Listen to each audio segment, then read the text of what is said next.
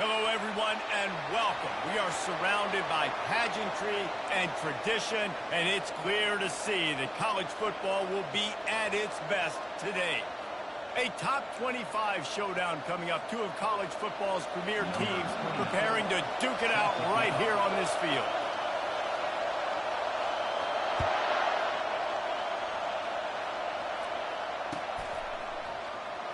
Oh, he's going to take a chance and bring it out. Not nearly as much as he'd hoped when he brought it out of the end zone. He'll be stopped at the 15.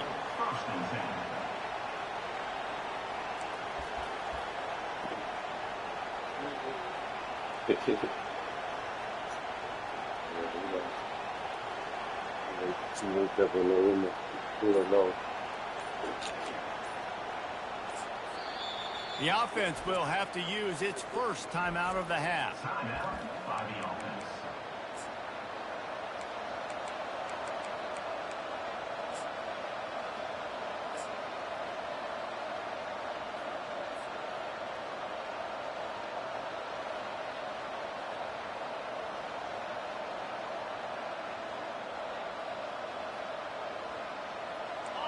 This crowd trying to show them what it's going to be like all day in this house. On the run, it's Marks. Works his way ahead for 3. They'll spot it at the 18. This crowd going to try to make life miserable for these guys. People like to say conference affiliation doesn't matter. But you get the SEC against the Big Ten, and there's no denying there's a little extra juice in the building.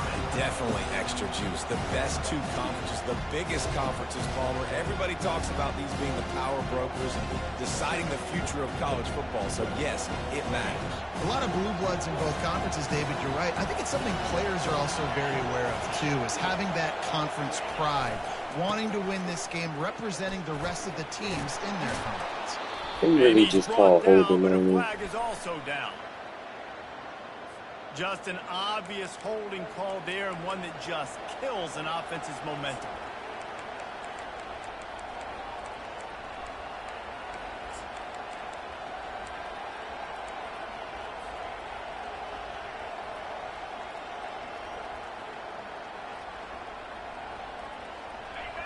Listen to this crowd just shaking the girders of this place, trying to help their defense.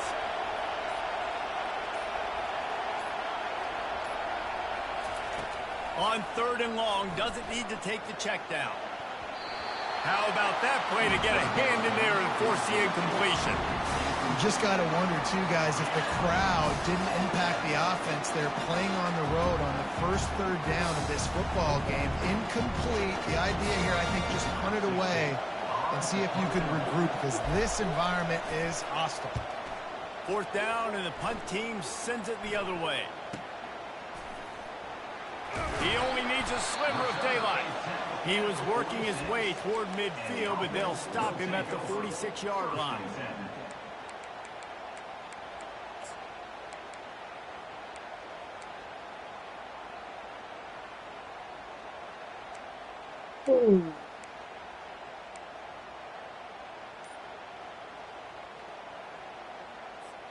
Ready to fire from the pistol.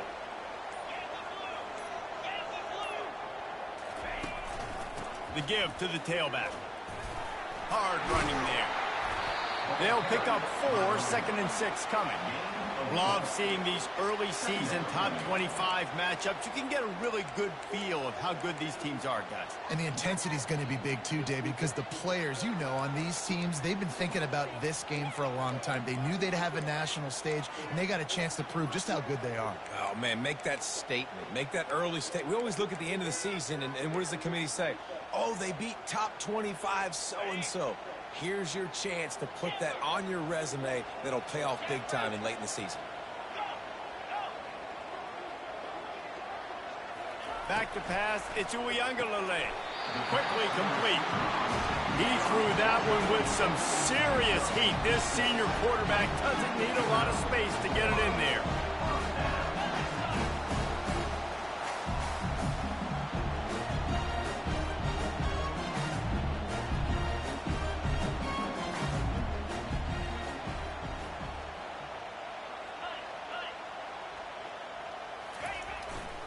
give to the running back. All right, well, the offense here, they're trying to get this run game established. They obviously don't break off a long run there, but they're just trying to find their footing at this point. Got 3 on first down. It's 2nd and 7. He's looking to throw. Snares it outside. It's Douglas. And he'll make his way out of bounds after the solid pickup. They're looking at a 3rd down and short from the 33.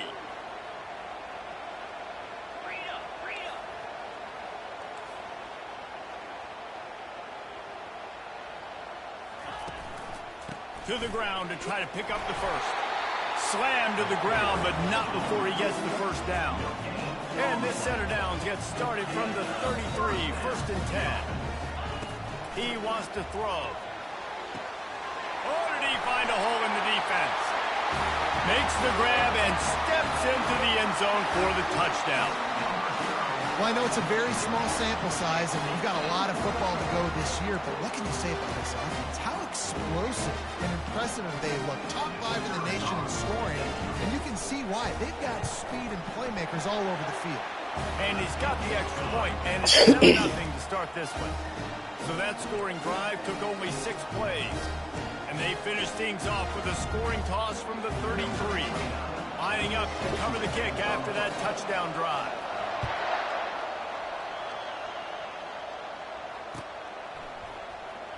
Oh, he's going to take a chance. He gets a block. He's got an alley. Can they catch him? They won't get him. It's a touchdown. Well, maybe they thought if they kicked it into the end zone that he wouldn't dare bring it back. Instead, he just dared them to tackle him, and nobody could. What an explosive return. And those guys got so much speed, they ain't scared.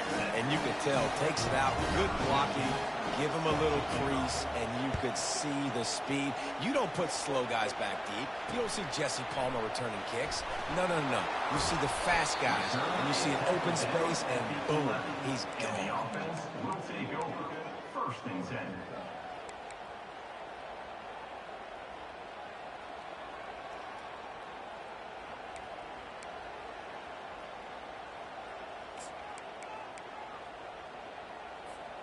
This drive will commence from their own 11-yard line.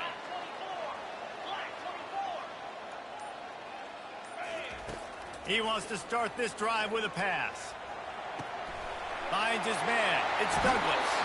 He's run out of bounds, but a big play on that one, and it'll be a 1st down. If we see another catch by this guy, this defense is going to need to do a better job of tackling the catch. In coverage, I know they want to slap the ball away, but if you can't do it and force the incompletion, you've got to at least make sure you're able to drag him down to the ground as soon as he catches the ball. The offense set for a 1st down play.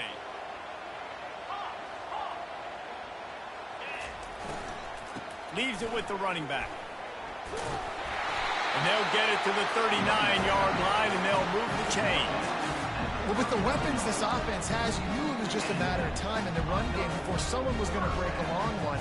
They've just been running into a wall. They just couldn't seem to find their creases and get enough movement up front, but they finally got it there, picking up the first. Let's see what happens next.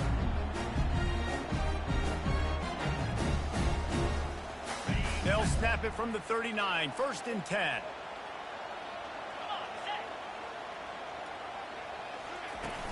Use the play fake, now to throw. He fires one deep over the middle. Fires into traffic, intercepted. Taking it the other way. And they capitalize not only on the pick, but on the great return to improve this field position. You know, the best free safeties I ever played against were the ones that just have a sixth sense. It's like they know where the ball is going, and they can just bait the quarterback into trying to make throws that they never have a chance of making. That's what that guy did right there. He baited the QB into a bad decision and made him pay. Wasting no time throwing on this drive. Going over the top. He's got it inside the 30. A massive pickup on that one, and they're in business at the 21. That's a beautiful pass and catch. I love the job the quarterback does manipulating the defense with his eyes. He froze that safety, and that allowed his receiver more room to work his route. That big play flipped the field. Now they go to work from just outside the red zone. Back to throw, it's Moss. Quarterback floating away from pressure. And he just chucks it into the fourth row. Know the situation, know the game of football, right? When I start to get outside the pocket, I don't see anything there. I can throw the ball away. I don't have to take a sack, get a lost yardage play. I can just throw the ball out of bounds as long as it passes the line of scrimmage. We go on to the next down.